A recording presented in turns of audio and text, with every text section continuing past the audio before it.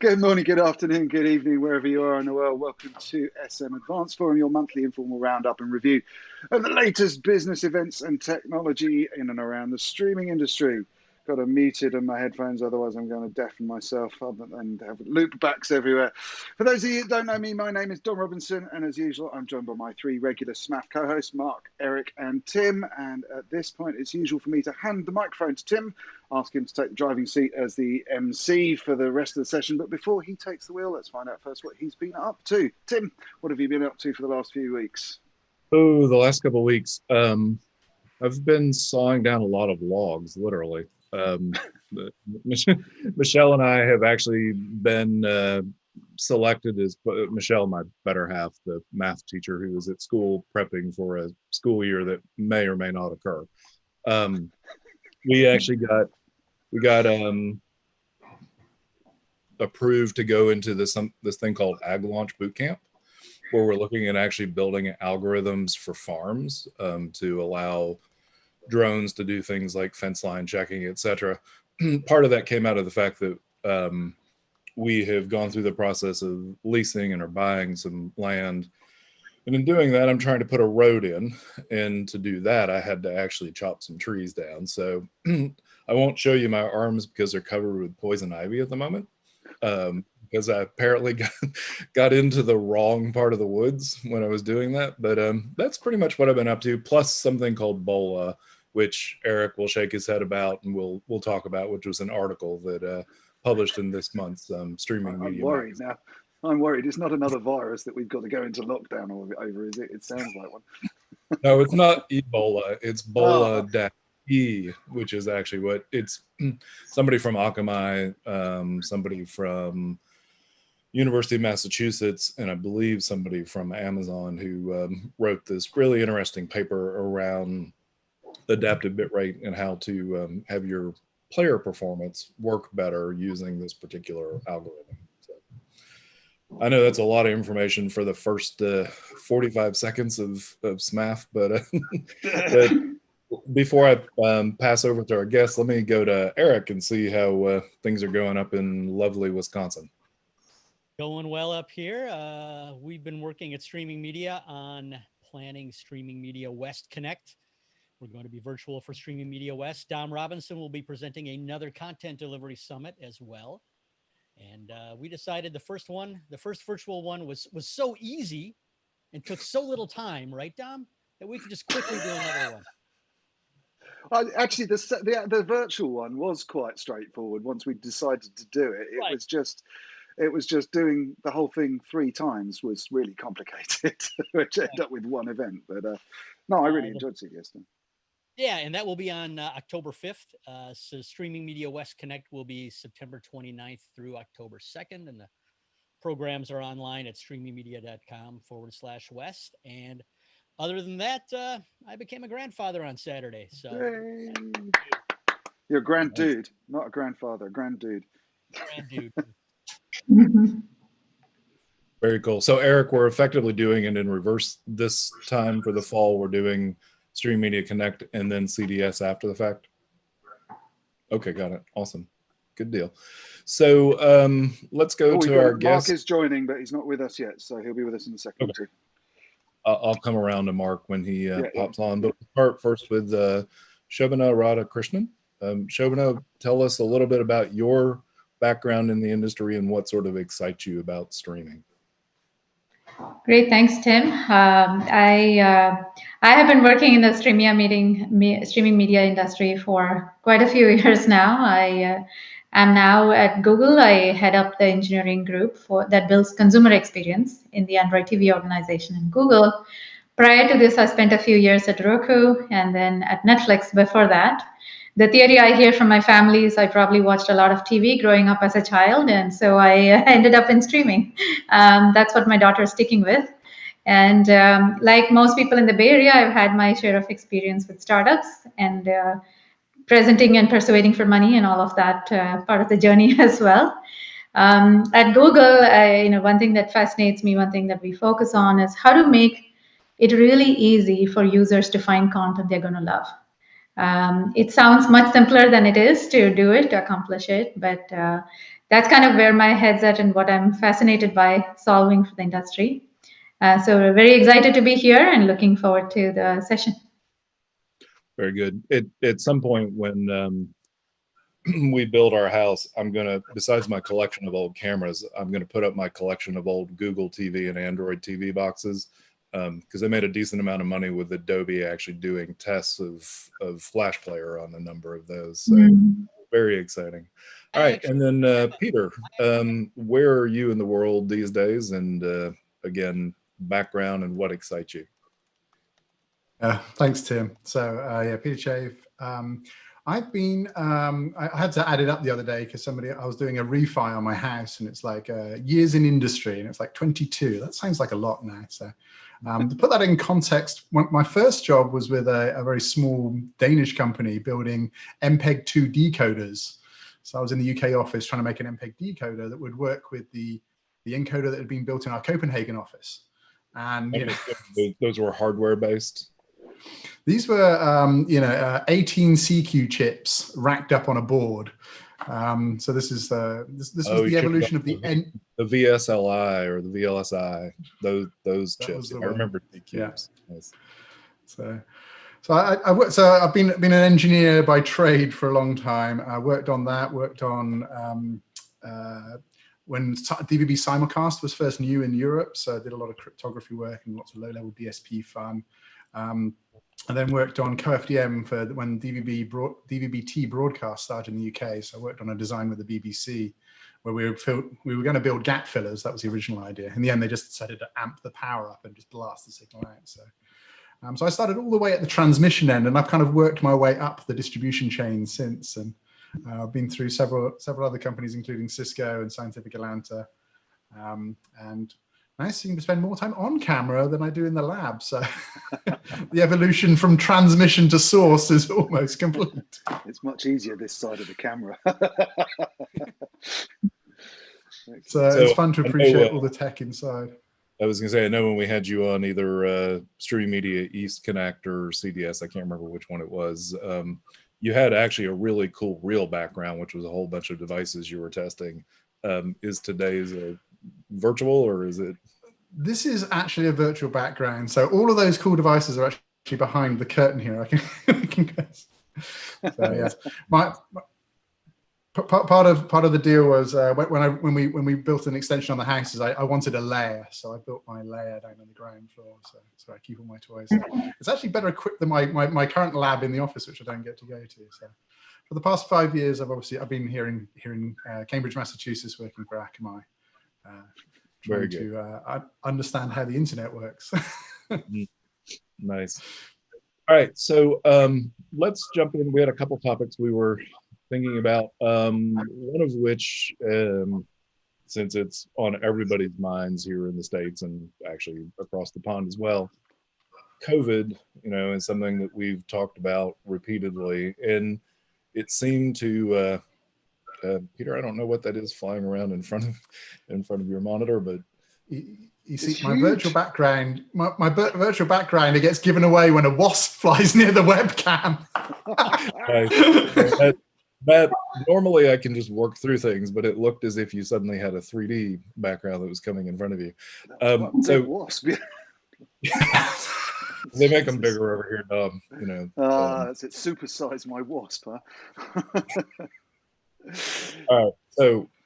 So COVID, obviously, we've sort of moved back into a secondary phase, and one of the things that we were talking about before we went on air here is the sustainable model of a higher consumption here to stay? And Shobana, I wanted to sort of start with you because you had some good insights in that. I'll come to Peter and then get feedback from the other hosts. Yeah, that's very true and very germane to where things are across the world.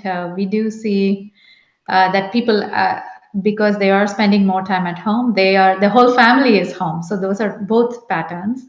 And people are tending to go to streaming as their way of entertainment because they don't have the more traditional ways of getting together in groups of 20 or 30 or meeting at a restaurant. So people are looking more to streaming for entertainment. And this seems to be a pattern not just in one country or in the US, but across the globe. And we're looking to see if this is here to stay. This, along with also the heterogeneity of devices that people consume entertainment on, has also changed, because you have more children at home. Probably they use more tablets and mobile rather than the traditional TV. So we see those patterns. And in addition to that, the third side effect seems to also be outside of the traditional ward, are people leaning more into health and fitness apps, because maybe they're doing more of their workout in the living room instead of going outdoors. So these are some really fascinating patterns, which probably will create habits that are here to stay, because people start enjoying new behaviors more than what they had before.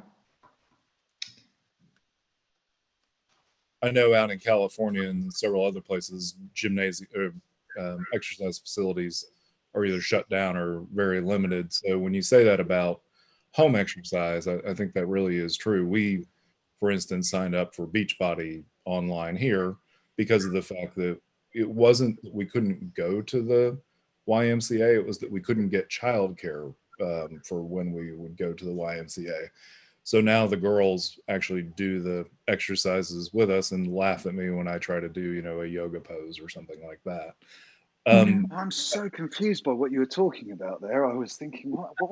You're getting a beach body and you've got girls coming around to do it for you. This is bizarre. This is not SMAF. This is really going off course, Tim.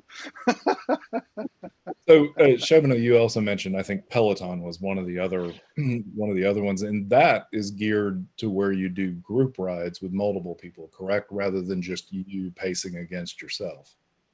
That's right. And so that's an interesting engagement. We see more engagement and interest in first of all, trying out Peloton, because that's a creative new option versus just doing the same old and maybe getting bored day after day doing the same thing within the four walls of your living room. So more people are trying to relate to groups in new ways, and doing workouts together, and kind of trying to see what can we do that's almost first of all, as a collaborative pattern, where it's like going for a walk or a jog or a hike with a friend. Can we do it together as a group?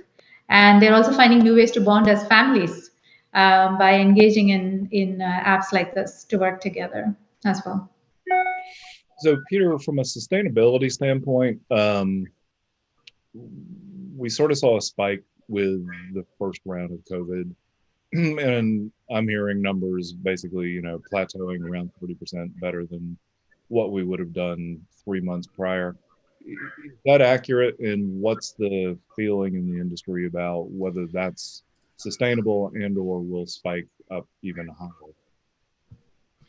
Yeah, I mean, so we generally see that kind of growth over a year. So like a 30% is kind of where the industry has been trending anyway. So what we saw happened was when most of the world went into lockdown within like a month and a half of each other, we saw a huge spike, maybe 50% above what we expected. And that's when everyone was like, oh, we've got to take out the top tiers of the bit rates. We've got to start throttling things, because we weren't sure.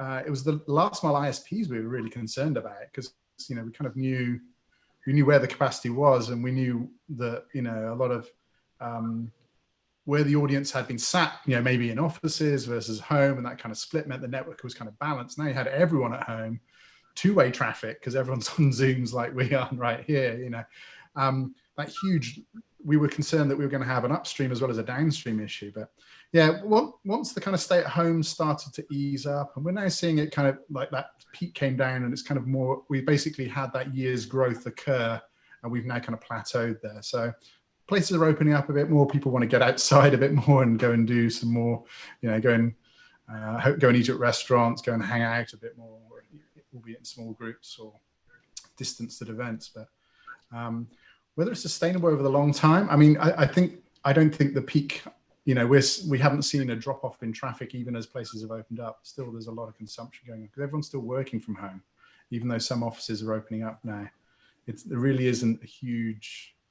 And as we're now seeing at least here in the US, we're seeing cases climb back up again. I suspect we're actually going to fall back on, in some of those places. Whether people have just run out of content to consume, that's another question. I think come the fall, we're going to be a bit sparse on the new content to consume. So. I've got a follow-up question about that, Peter. You mentioned two-way traffic. And, obviously things like Zoom and video conferencing, also, of course, things like video games. If someone's playing Fortnite, that has a different impact on things than if someone is watching a Netflix video, particularly as schools are planning to return to, so many schools are planning to at least start the year with online education. Granted, some of that will be one way. It won't all be synchronous. Yeah. But how is that increase in two-way traffic going to play out? You said you usually see a 30% increase over the course of a year. What about the increase in this two-way traffic? Yeah, I mean, that was the initial concern, is whether we were going to have this huge spike that was going to break the upstream pipes. But it really depends on how the ISP's last mile network was built. What is it, kind of long lines back to the access routers, or is it relatively high scale routers at the edge? So for education and things like that, Zooms tend to happen locally. So at least a lot of the traffic, if it's WebRTC going back between clients, at least they're in the same geographical area. So schools may not be the biggest tax on the network topology. So we got lucky, I would say, in as far as it was an even numbered year. Had it been an odd numbered year, that it might have been a different situation, because we always build the ISPs and the CDNs and the data. We build capacity for odd numbered years, because that's when we have even numbered years, because that's when all of the big sports events, you get an Olympics, you get a World Cup, you get all these big things all line up on and elections, things like that. So all of these things land on these even numbered years. So we build capacity for that, anticipating that we're going to need extra, and we always build ahead of the curve. So how come you don't carry conferencing traffic though, do you? No, we don't. Your traffic's all principally one-to-many, unless you're accelerating a component of the web decisioning. Unless it's APIs or security, which are obviously more interactive type traffic patterns that we deal with. So yeah, so I mean, we obviously saw a huge demand in consumption of the big OTT providers, of which we carry some more or less of their traffic, right? And so that's where we saw our biggest growth, was in those numbers. We also saw huge growth in you mentioned gaming, these big multiplayer games. The number of downloads and updates and patches that came out, so like, oh, we've got a huge audience at home. The things that have driven the really big events on the internet have been when a new version or a new patch has dropped, or a new season, those are the marquee days these days, because you've got everyone sat at home with nothing else to do, and they're just waiting for the launch. And so it's even worse than normally. We'd see kind of a cascade of, as school times end, that's when the big downloads would kick off across the world. It's like, the release was dropped during the day, but it isn't until people get home again, either from school or from work, that the big rush would happen. So do you think the traffic? Sorry, Tim. Sorry. Yeah, go ahead. Do you think the traffic? You mentioned that traffic plateaued. I wondered whether to some extent, in the first few weeks of different countries having lockdown, people suddenly, and this, Shobana, I think this is possibly something that you might have seen as well. But I think that in the first few weeks of lockdown, lots of people went home and went, "What do I do with my time? I'll do what I normally do, and I'll watch a film." So they filled the time with TV, and then gradually they started getting calls from these new conferencing apps, and they said, "Oh, I've got some time to play with this and work out how to do it." And actually, the conferencing app has become a form of entertainment, and it's displacing TV to an extent. And I wonder whether some of the growth in that traffic plateaued because actually video conferencing has started to compete for people's engagement alongside TV. And I wonder whether that, I mean, there's probably no way for either of your organizations to have seen that, because it's either us or it's on someone else's network rather than between two parts of our platform. But I just wondered whether that's in any way emerged as a pattern or something that you've observed. From what we see in terms of, if you assume video conferencing is the other traffic, as you pointed out, and is there plateauing or even like dip after the initial spike? That doesn't seem to be the pattern, at least we are seeing so far. But we are only a few quarters into COVID, and so we'll need to see what happens longer term. But we continue to see that people are streaming more, again, on more devices. So the trend is not as much plateauing explicitly or going down. I think it's more the heterogeneity of consumption, because one interesting pattern also is previously people used to consume more on the weekend. So during the school day, you're not in your living room, so your entire day or a work day, you're away from the TV, you're away from your streaming devices, and so the weekends used to show higher streaming percentage than the weekdays. One thing we are seeing, which is interesting, is also that the boundary between weekdays and weekends is blurring more because people are streaming during the day, both the kids and the parents, all age groups, during the day on the weekdays too. And so you see that line blurring a bit more. So the peaks versus the average, I think that pattern is maybe mitigated more than before. Interesting. That's an interesting point. And if I remember correctly, Shobana, Google's made the decision not to put people back in the office until sometime in 2021. Is that correct? Right. It's more that people can do voluntary work from home till end of June. The idea is to give, as Sundar articulated even better than I'm going to, that it's more to give employees an opportunity to plan long term rather than planning short terms at a time. So they're able, if they have people at home, family to take care of, they can do longer term planning. But it is provided as an option. It's a voluntary work from home option. Okay, that's right. I remember seeing something about signing 12-month leases as well. So that does make a lot of sense. Speaking of people working from home, we have Mark on. And Mark, do we understand that the littles are fractious today? Or... Yeah, such are the trials of a single father of twins. Yeah, so the nanny called in sick today, unfortunately. But I'm here. So you get to see what it really is like to be the single father of twins. Yeah, it happens every once in a while, just usually not on a Thursday morning. So, but, so what have you, besides fighting fires and changing diapers, what have you been doing in the last month? Lots of reconfig. OWN, I know, is growing quite rapidly, so we now have a whole bunch of full-time employees that we didn't have before, and we're building out a multi-function facility in the Bay Area. So it's been a lot lately, a lot of 16, 17-hour days. Hopefully that's about to calm down a bit. But I was going to say, so COVID has affected you positively from that standpoint. I took away some work that you were doing, like live events. It's completely flipped the table. Yeah, all of the live event stuff that we normally do, all of the music went away, all of the sports and esports went away. You know, all of the anything involving spectators, live spectators at least, went away. And has now been replaced by, you know, the virtualization of many different things. So yeah, I mean, we've been pretty lucky. I count my blessings every day that you know, our revenue stream got replaced. Got it. So Peter, you mentioned something, and this sort of ties into what Mark's saying here too, where things got flipped on their head, whether it was OTT delivery versus live events. You mentioned the building for capacity, you know, for the even number years, and you mentioned the election. We talked off air about IPL, which is obviously the big India Premier League. Do we run a risk that all of these live events suddenly happen within late October, all of November, and into December because we have compressed sports seasons here in the States? We've got, you know, compressed sports seasons in Europe. I don't know what IPL is going to do from that standpoint. But obviously, if there aren't spectators in the stands, and if the people who put their cardboard cutouts are actually watching from home, what does that do from a capacity standpoint? And open that up to both you and Shobana, but I want to start with you first.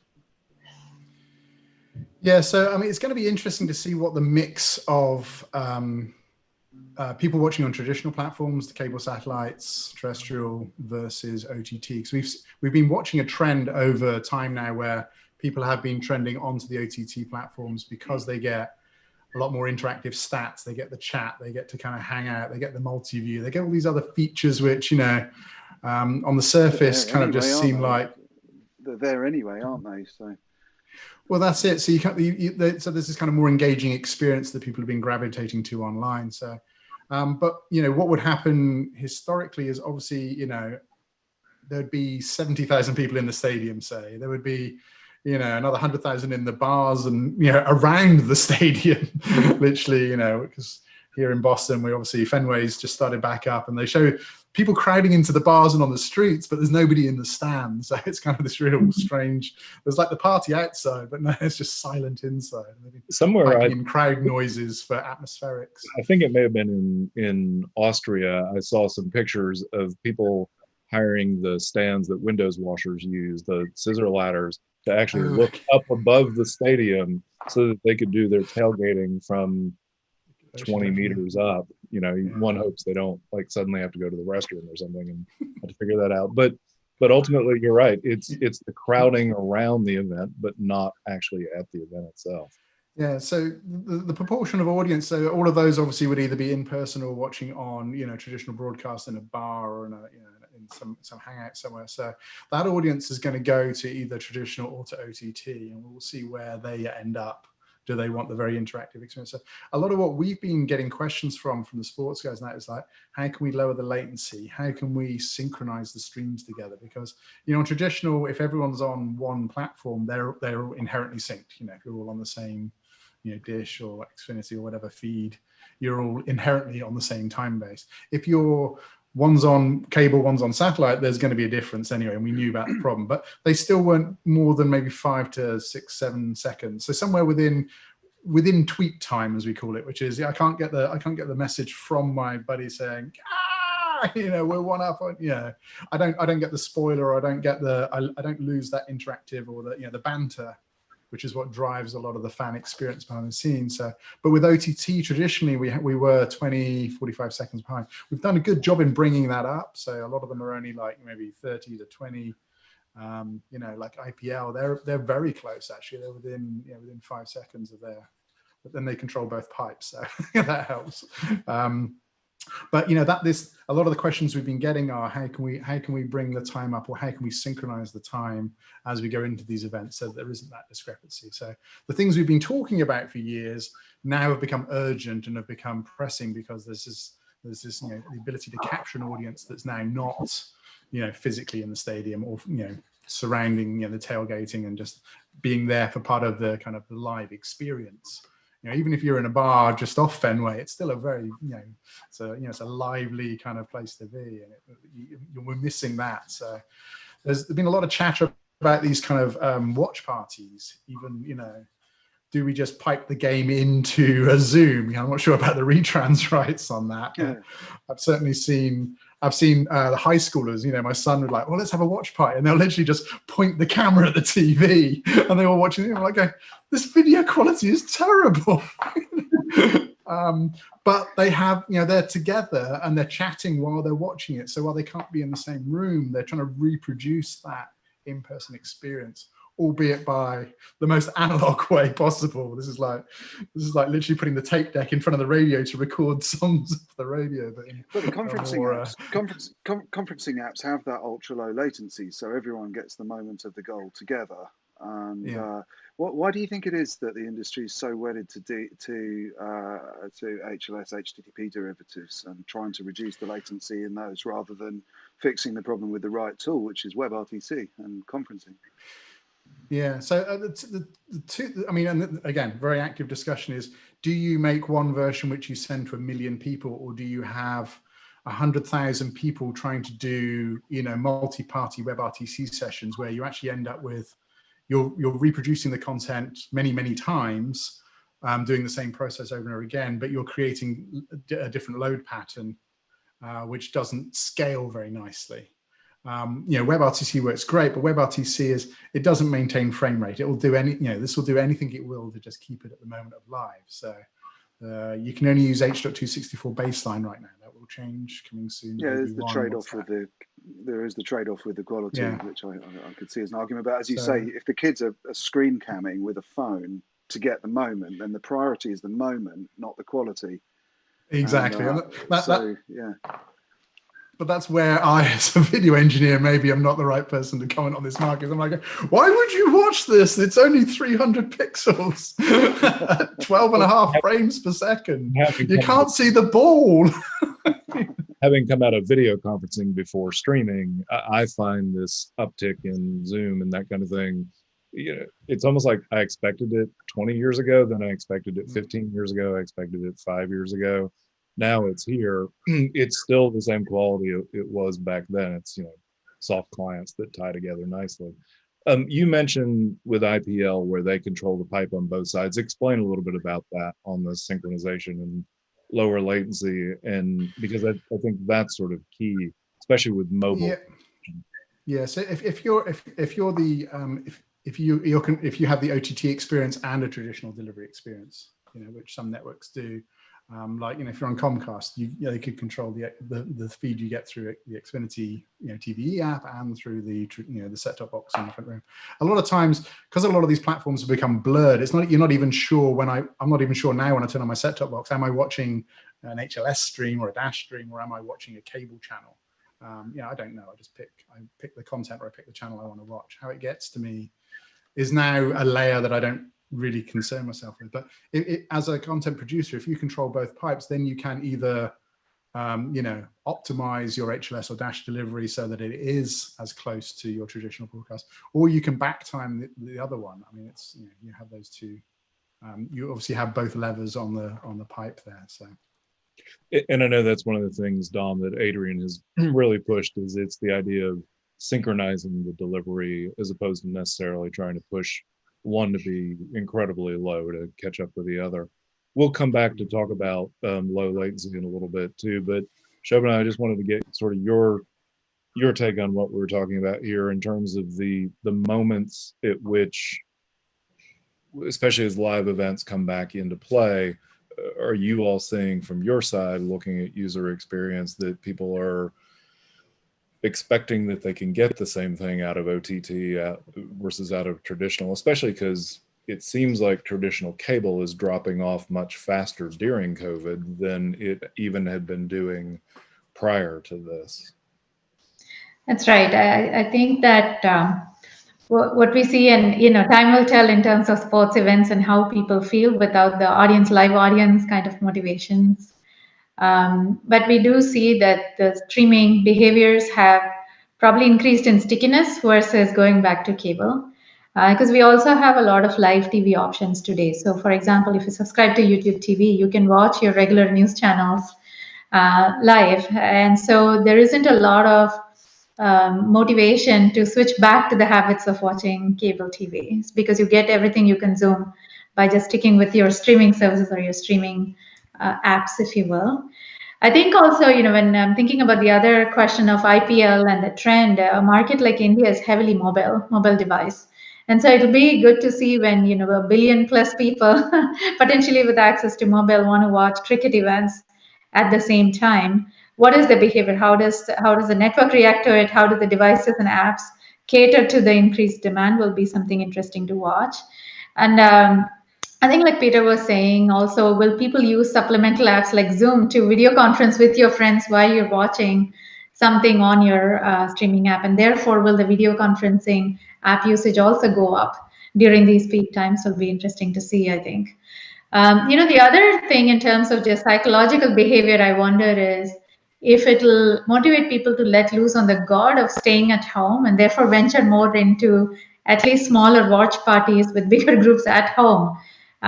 Like we saw during long weekends, for example, when people are traditionally used to hanging out together, will that habit come into the social behavior again, rather than people trying to coordinate remote and in a shelter-in-place environment?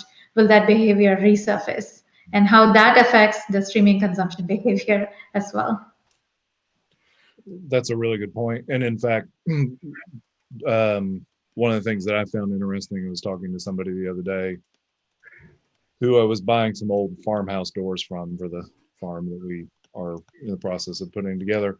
And she said, we got inspired to redo our 1925 bungalow, during this whole pandemic. And I said, oh, so you've watched a bunch of online streaming shows about, renovating? And she said, no, we haven't had the time to do that. We've been doing the actual work. But occasionally when we run into problems, and she was probably 74 or 75 years old, she said, but if we run into problems, we then go to YouTube to watch a little video on how to do a particular thing. So it's also that sort of, I need that knowledge when I need that knowledge type of thing as well. So Mark, you had popped up something here in the chat called what? VidGo? Yeah, I heard about it. Yeah, a platform called VidGo a while back, and we experimented with it a little bit. It's an interesting offering they have. It's basically a cable provider with all of the different cable networks with watch party functionality built into the platform. So you can have a social room where you join and watch ESPN live. And I'm not sure exactly the technology behind it. I'll have to check that out, but it could be an interesting solution. It certainly is proving to be popular with platforms like Netflix, and now Amazon Prime Video has the functionality built in. So, have you Right. have you Yeah, participated in any watch parties, Tim? You know, I haven't. I've seen in Amazon Prime that it shows that's there. I honestly didn't understand. I would probably be like Peter's son, where I would point my camera at it and then have somebody do a Zoom with me. So is the idea that's the problem? Yeah, I mean, all of the watch party solutions so far have been these like third-party browser plugins, and it's kind of difficult to get them to work properly. And then you have to, who knows who you're watching with. If it's your 70-year-old aunt, she probably isn't going to be able to figure it out. And then you got kids involved and that sort of thing. This, the Amazon Prime functionality is built into the platform, and they've made it relatively easy to use. And this VidGo platform is kind of a contiguous platform with the functionality right front and center. So it doesn't involve some quirky plugin. So yeah, it'll be interesting to see if more and more platforms build that functionality in this day and age where everyone's clamoring to watch things together. Spotify has brought it into their platform as well, a listening party function. Yeah, didn't they? I mean, they had that before to some extent, didn't they? To some extent, but they really didn't start pushing it until just recently. Gotcha. So Eric, how does that work? Everybody listens at the same time, and then you can do back channel comments through text or something? Yeah, I would think so. I don't know anyone who's actually used it, but I think about the things that Dom does every week with the Thursday night show, or more often than every week, almost every day. It was for a while. I can see how a listening party would be more fun with video, right? If you're a teenager and you want to listen along with your friends, you want to be able to see your friends at the same time. So I don't know if you are running Spotify in the background and then you're just Snapchatting videos to each other, which seems to be the only way that my daughter communicates with her friends. But yeah, just simply knowing you're listening to the same thing with someone. I mean, unless it's a big album premiere, like the new Taylor Swift album comes out and everybody's listening at the same time. I mean, that would seem to be something that would work better on desktop than mobile, actually, where you could open up a number of windows, right? And have video going on at the same time, or have chat going on at the same time, rather than going in and out of the app. And then having to yell at your friends to be quiet while you're trying to listen to the album. Right. The other thing also to think about is if you're in the living room and if you have a camera integrated with your TV device, then would you consider a video conferencing while you're still in the living room, kind of like a watch party, but the more natural way than having a desktop and a bunch of apps connect you. So that would be like more natural behavior for a family, especially if it is with friends, but if it's with other family members too. Would you do it from the living room more naturally as well? Right. I mean, sorry, go ahead, Eric. I mentioned at the top of the hour that I just became a grandfather, which is my chance to put in my virtual background. The very first thing that my son, that's Graham, by the way, the very first thing that my son and daughter-in-law did when they realized that they would be giving birth in the midst of a pandemic was they bought their parents each a Facebook portal, which is something that I really hadn't considered, right? But it sure is nice to be able to actually have, like Shobana was saying, that sort of interaction sitting in your natural environment where you want, rather than all hunched around the laptop. We had a virtual baby shower for them that way. We've communicated with them a couple of times. And so, I would be interested to hear if the sales of Facebook portal went from, one a month to 3. to a lot Well, more than apparently you helped at least quadruple the sales. right, Yeah, right. yeah. Well, Yeah, so, hang on, Peter. Let me just, before I lose this okay. stuff. So, Shobana, when you mentioned that about going into the living room, of course, I came out of video conferencing, and we had Packet Video and 8x8, some of these other companies who tried to do video conferencing from the living room in the early H323 days. But it would seem, if you have an Android phone, or if you have a, say you have a Pixel from Google, you have an Android TV, that if you already have the camera in the one, the beauty could potentially be, I put the phone near the TV to act as the camera for me, and then I cast it to my Android TV device, and that throws it up on the big screen. So I'm seeing the other end large, but I don't have to have an integrated camera. Is there movement sort of that direction, where we already have a camera we carry around in our pocket that's pretty good, but we have a screen that's too small to do this kind of thing? I think I can foresee. I mean, this is just my my opinion versus a Google confirmed official plan per se. Understood. But I can definitely see that the world is already multi-device. People are already multi-device, and we need to make it as easy as possible for them to use their devices using cast or otherwise, and say the things that fit the bigger screen better. I can still use my mobile phone and control it, and still feel like it's a natural journey versus going through a bunch of gimmicks. And I would say, even as a consumer, even physical proximity across devices should not come in the way of me being able to have an integrated experience. So I shouldn't have to be really close to the TV or physically attached to make it all work. So I would expect that the trends will go in the direction where we're trying to use the multiple devices and natural habits. We don't all do the same things on our mobile device that we do on TV. So we need to blend it with what the natural user journeys are, I think. 100% agree. We'll come back in a minute to my problem with Disney Plus, with having to cast my 3rd generation Apple TV. But before that, I want Peter to be able to add in what he was going to say a moment ago. Yeah, no, it's there's a general question around like multi-device versus that nice integrated one, single or functional device that does something. Because I've seen my my grandparents find the like a portal or an integrated device or Alexa or whatever it is works very well, because it's literally, they just press the button in the picture and it works. And there's that, if you make it so integrated and so seamless, it has value because it's so easy. But being somebody who's quite happy to wire up a whole bunch of stuff to make it work, again, I'm probably not the right candidate to test that. The nearest equivalent we did recently of a watch party was when the Dragon capsule went up, and I did the whole launch and that. So we literally had a Zoom call with my family on, and we all had YouTube on the TV on, watching NASA Live. So as we watched it, we were all talking. But with the way we synced it, we didn't use one of the browser plugins. We just literally like, right, pause. Like that stuff. We did a manual sync, so at least we were close. So when we got to the countdown, it wasn't like 10, 3, 9, 2. And I think there's a lot of the camera on. Sorry, Shobana. Go ahead, Peter. Finish your thought. Oh no, you mentioned the camera on the TV.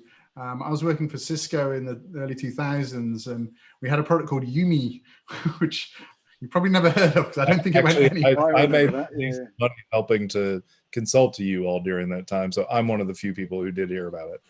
You do, yeah. And what was interesting, I did an interview with Gizmodo about the picture phone. That was the 50th anniversary of the picture phone 2 or whatever it was.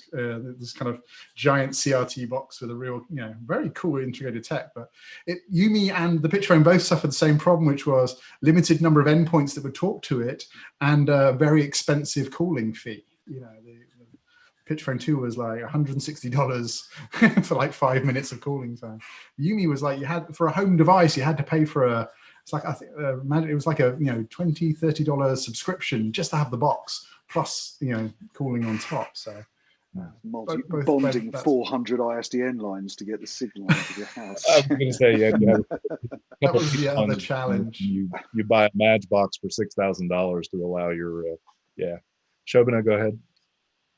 I was just going to add another thought from my recent family experience of using multi-app, multi-device to celebrate my mom's 73rd birthday recently. She lives in India and my brother and his family live in the same city, and so they were there with her, and they were celebrating with a cake and everything, and we were able to join by doing the FaceTime call from here.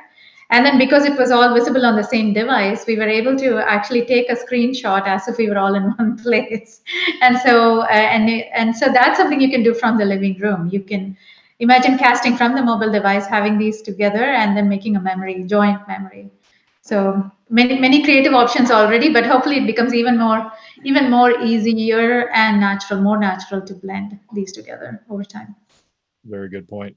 Hey, Mark, you had posted up a link, I think, on Facebook portal being a hit during the. Yeah, I got curious if there was some impact to their bottom line, and yeah, it turns out the pandemic has made it a hit. Some legitimate numbers there. Nice. That's nice. I think that has a lot to do with the fact that there really isn't another option out there, and I'm a little bit shocked it had a slow ramp up, and that's why I think no one really jumped into the space to compete with them. But that type of device is, boy, that couldn't be better timing now, right? In hindsight. Very, very true.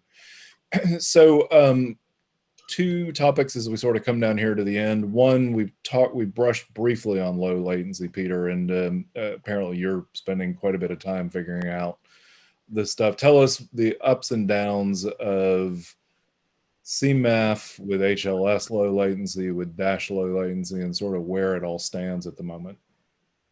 Yeah, absolutely. So Dash low latency, as you know, has been out for about 2 years. We're kind of refining it. It's been refined a lot through Dash IF and through now seeing it in Dash.js clients and in a lot of the other kind of commercial offerings. So it's kind of made its way into the players, and all of the controls and back end things that you need for it to work well are there now.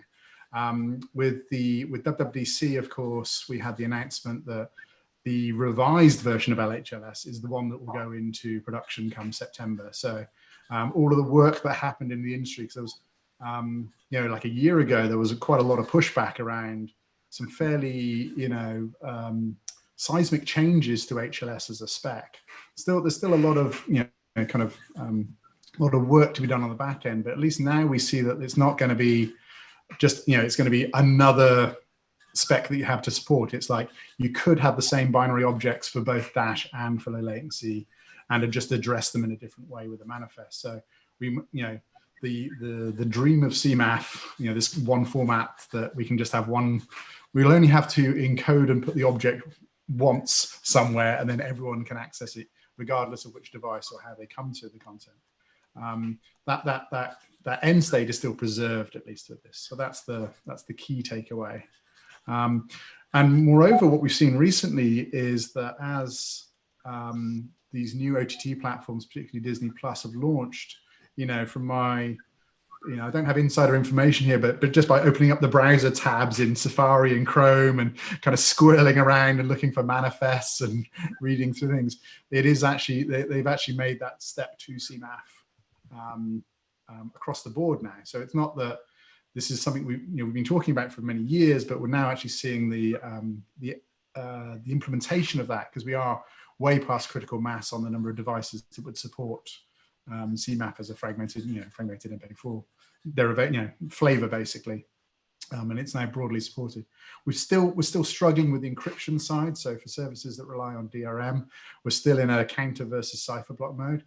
But every month I do a survey of devices used and support, and it keeps stepping from, it was like a year ago, it was like 50%. Now it's like, back in April, it was like 75%. We're now at 80%. So that trend is happening quickly. And it's really as some really old Android boxes kind of fall off. You have to go way back in the versions now. And it's really down to kind of smart TVs and some of the consoles, which we know we're about to get a big refresh on consoles this year with the PS5 and Xbox One Series X. There's only so many ways to arrange X and words in a series and still be something different than the last one. But all of those will the box X. But all of those will then step function us forward. The major TV brands will now, now that the older Play Ready ports are falling off, there's going to be a lot of legacy boxes out there. But we see a lot of people using sticks and boxes, as well as the native apps in the TV, which obviously it's an easier ecosystem if it's a stick versus the Friday afternoon firmware on that TV that you bought at Walmart, which hey, it's a smart TV. You might never get a new update for it, but that's what you have. So as that universe coalesces, I think we'll be in good shape. And it's funny as well. Older legacy devices. I've been still amazed when I get hired by a company to go figure out, what platforms to provide on, just how much KitKat is out there still in the Android space. Because with the Galaxy S3, S4s, those devices were bulletproof, and people sort of just hang on to those. So as you say, it's still, this is a 7, but it's right. And I carry a Motorola Razr with me as my backup phone for anywhere in the world, just because of the simple fact that I know it will work to make a phone call. But so you mentioned the encryption issues. Are there any other major issues besides that for CMAF to become sort of the one ring to rule them all in a single encode approach? That's the main thing for CMAF. We're seeing people split their content library still. What we anticipated happening is what we hoped would happen is people would, based on the device capability, would force them to the cipher block mode. So what you'd end up is not just splitting the world, Apple, non-Apple, basically. What you'd end up doing is splitting the world CBS counter. So you would get a huge efficiency jump, because if 80% of your devices do support it, then 80% of your traffic is served from that one single object, whereas 20% and falling are served from the counter, which makes it a lot easier for you as an operator to decide when to say, we're just going to cut that one off. Because when you get down to say, single digits percentage, you say, okay, this content is now only, will only be available in that newer format or on devices that support this. You have to draw a line at some point. So, but what people are still doing, we're seeing, is it's just like, is it Apple? Okay, HLS will serve an HLS manifest CMAF with cipher block mode. Oh, it's on Chrome. We'll serve them a counter mode, because even though Chrome across the board supports CBCS, it's just still that very easy choice of, okay, we'll just do it by device as opposed to device plus version, or some kind of client-side query to determine what catalog. So that will be the next step, I think. The other general problem in CMAF, flipping back to low latency briefly, is we've done a lot of great demos showing super low latency. But a lot of these demos were with a single bit rate. So we kind of cheated in some of those. Well, not cheated, but they were great for that one application. But now we're seeing people really explore low latency, because there's now both Apple and the rest of the world, Droid and everything else supports low latency modes. We're seeing a lot of interest in multi-bit rate low latency. And so the problem, which has been stated by a lot of the academics around, which is, how do I know when to shift up and shift down when I'm getting the content delivered at encode speed, not at line speed?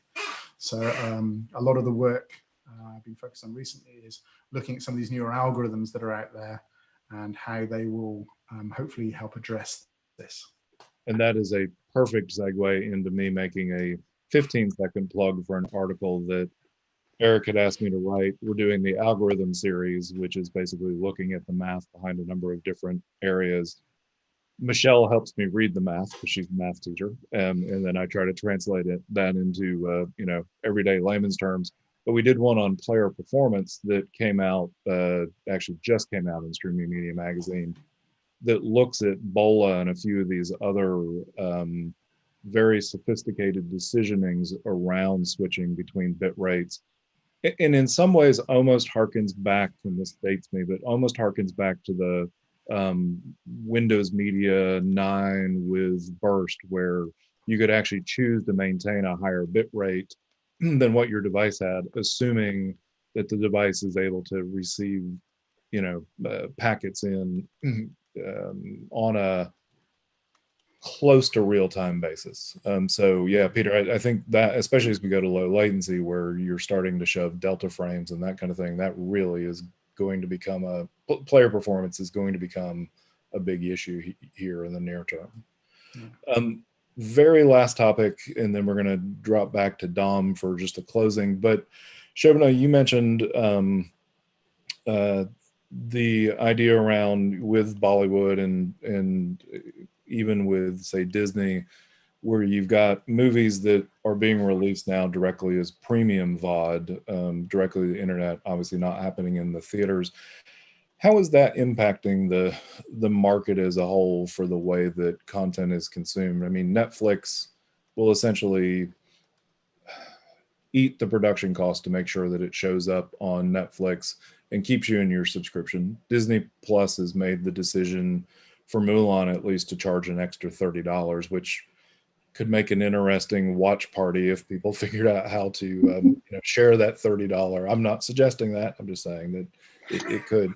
But you've got a good global perspective on that. What are you seeing in the way that this premium VOD content that was supposed to go to the theaters is now impacting revenues and impacting viewership?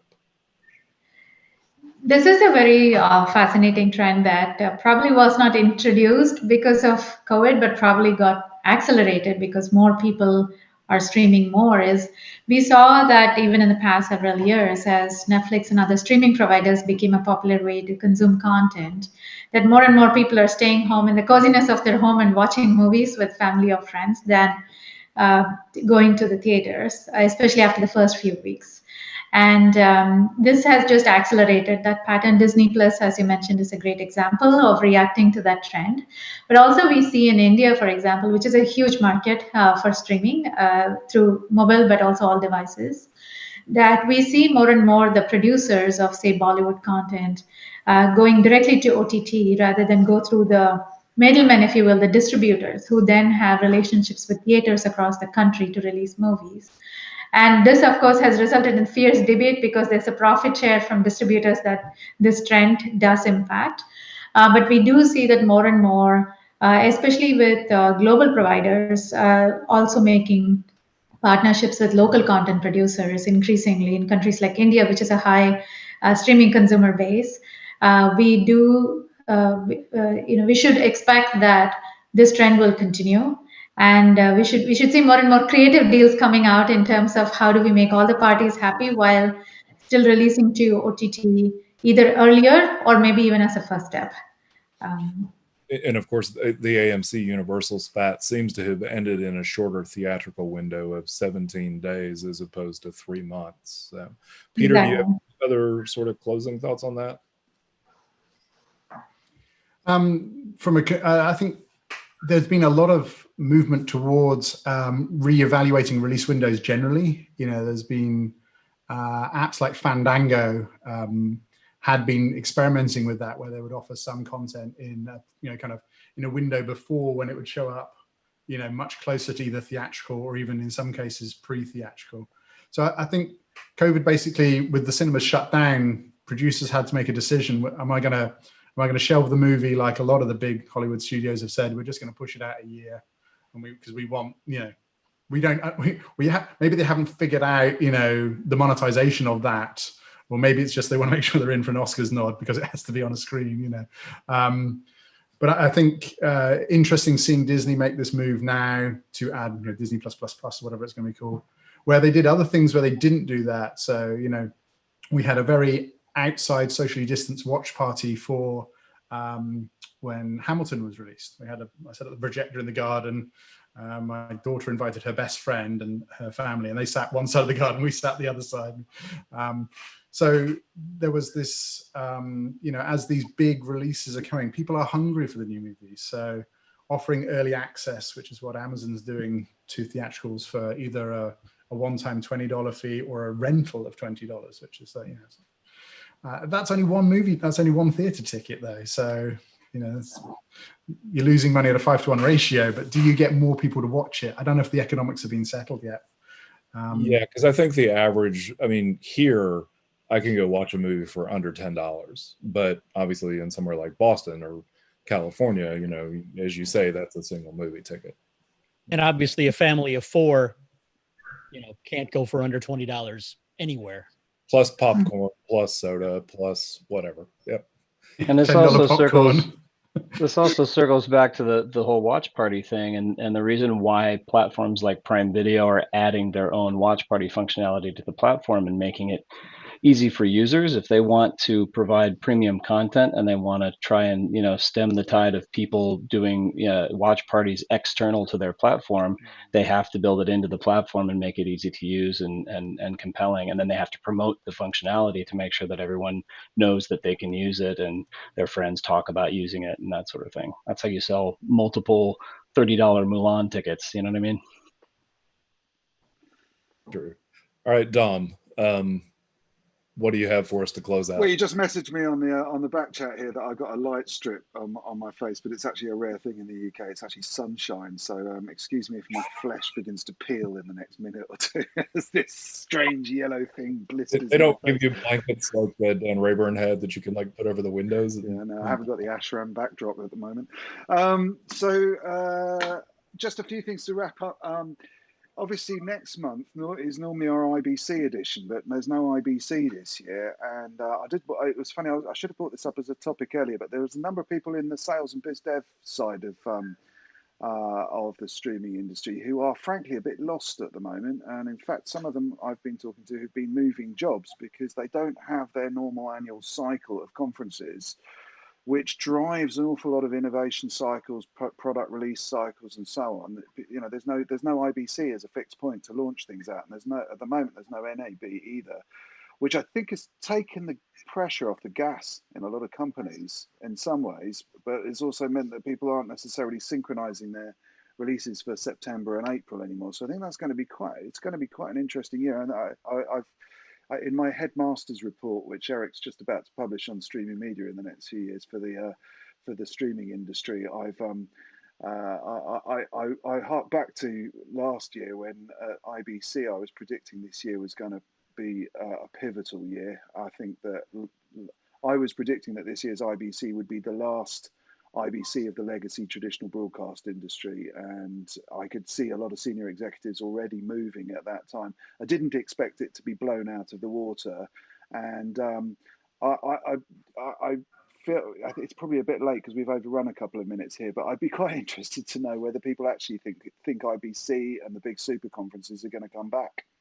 Because I think that there's a number of people I know in the senior end of marketing and sales who are actually retiring at this point. They're going, right, that's it, game's over. I don't know the new game, and all the people who basically shuffle beers from each other's hands while negotiating contracts are now doing that in a different way, which probably means that the annual get together of the big shindigs might have had its chips. I just wonder what people think.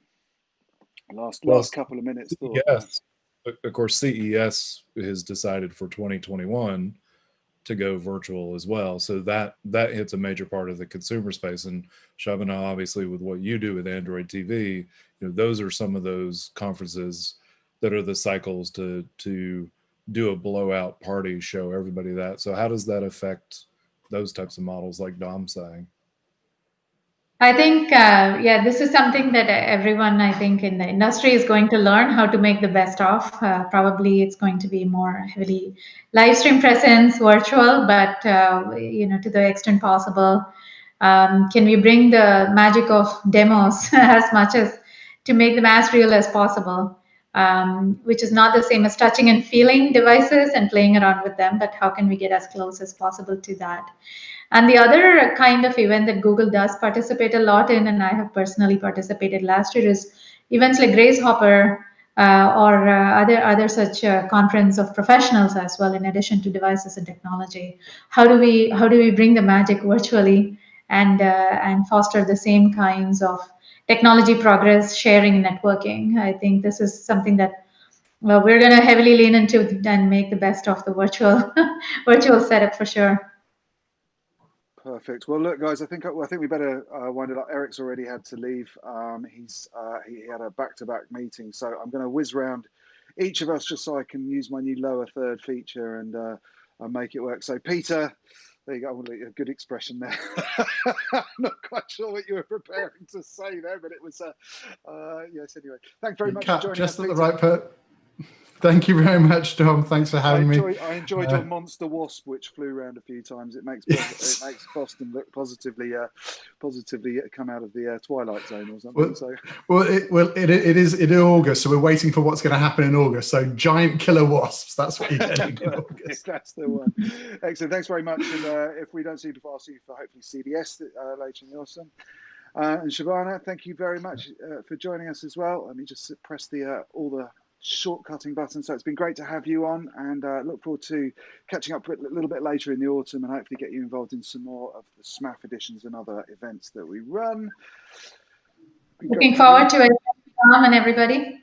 Brilliant, that's cool. And Mark, I don't know what you did to the babies just as you were about to go on come on air there, but they've stayed silent all the way through. I'm quite impressed. Very small tranquilizer darts. Don't tell anyone. Excellent. No, I won't. I've got a packet myself for my kids, even though they're teenagers. I have to use 4 or 5 a go. And Tim, brilliant. Carry on the farming. And I'm going to throw on my lumberjacking boots here in just a few minutes and start chainsawing again. There was a comment in the chat room which Michelle posted. I'm just going to drop it up on the screen here. It said something like, "No, you won't, Tim. Only one collection." I'm not quite sure what that was about, but I'm sure you can pick that up with the boss afterwards. So, Tim, that's been great. Thanks very much for emceeing as always. We'll see you at the beginning of September when we have Thierry Fautier and Anupama and Anantharam joining us on September the 3rd. We'll see you then. We have been SM Advanced Forum. Sorry for overrunning, and see you soon.